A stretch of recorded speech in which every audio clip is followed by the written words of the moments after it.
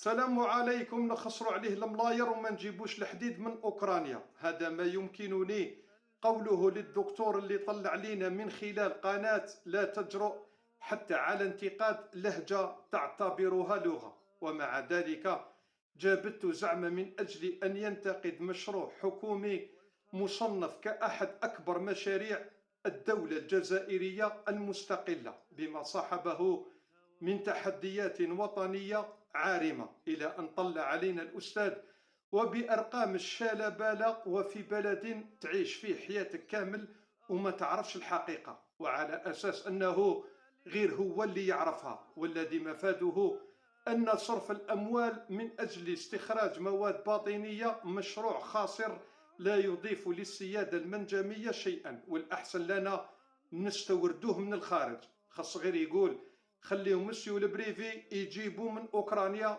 كما فعل سابقا. حشم برك يقولها حتى جعلنا نتساءل جميعا شكون هي هذه الجهة اللي خرجت هذا الدكتور. سلام.